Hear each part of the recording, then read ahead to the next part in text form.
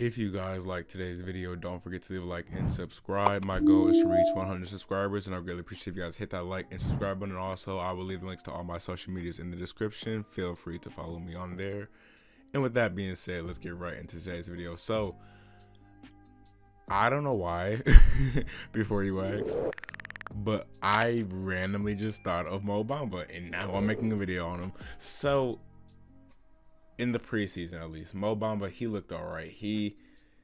There was a one game where he had, I think it was around 4 blocks, I believe. I might be wrong, but he was swatting almost everything and he looked very amazing. But then I just want to take a second to talk about, does Bamba still have the potential that I believe he could actually have? So when Bamba was drafted with the 6th pick in the 2018 draft, I really like that pick for Orlando, kind of, because of course they did have Nikola Vucevic and Eric Gordon as a front court duo at the time, but of course now the both of them are gone, with Vucevic being on the Bulls and Gordon being on the Nuggets. But of course, with the team blowing up their whole team except for trading Terrence Ross, which I still don't really understand why they didn't trade him when they moved pretty much everybody else who was actually important, this roster looks very different now. And yes, they traded for Wendell Carter Jr., who is, I still love him as a big man. I loved him on the Bulls, and now he should help out this team. But looking at the progression that Bamba has made, I don't know how I feel about him as a prospect still. And this is going to be the one year where a lot of people are either going to give up on him, or if they already haven't, or this is their last chance basically for him. So let's just just think about it like this. In his first year, he averaged 6.2. Yes, he was playing with Vooch, so take that as you will. Second year, it dropped down to 5.4, which again, he was playing with Vooch.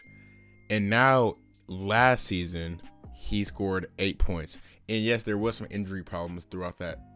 But still, I don't know how I feel about Bamba. And I want to see him succeed, with especially the team he has around. They're not going to do anything this year, but this is a great young team, and I do like what the Magic are doing, but I don't know how much or how much time they actually need. Well, they're going to need a few years for sure, with these like RJ Hampton, Jalen Suggs, which I love that this team actually got the chance to draft him, because it was looking like Jalen was going to go third to the Raptors, but he dropped.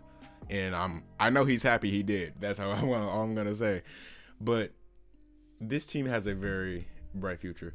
But if Bamba does not improve and he does not become the player everybody thinks he's going to be, then either his minutes are going to go down heavily, which he should have a lot of minutes, especially with Jonathan Isaac out for I don't know how long or what is his timetable.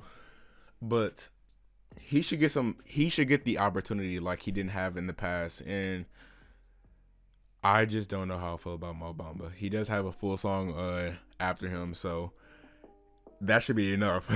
Usually if you have a song name after you have to perform. But I don't know. If I just had to take a second to predict where the Magic will actually finish in the East, probably dead last, because I don't see them being better than Toronto. I don't see them being better than the Pistons, even Charlotte, Pacers, who's dealing with a few injury problems, so maybe that could be last. But yeah, they're probably going to be dead last. But that's good for them mainly because if they can get another good pick and possibly draft another good player to add to this roster, which I don't know what the 2022 draft class is actually looking like. I do know one player, but I honestly forgot his name because I don't pay attention to college basketball. But yeah, maybe that could help them out, but still, this team is going to take a while to actually do good. And one player I randomly just want to talk about who's actually on this team is Gary Harris.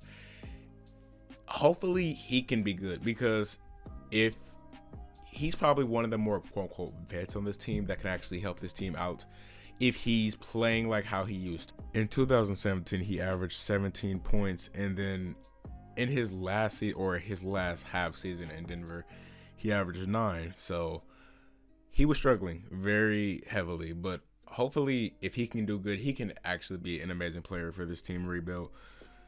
He is one of the more older players on this team, but still, I like him. That's just a random player to talk about on this team, I guess. But thank you guys so much for watching. If you guys like this video, don't forget to leave a like and a subscribe. I'll greatly appreciate it. And just comment your favorite letter. I don't know why I'm the way I am, but thank you guys so much for watching, and peace.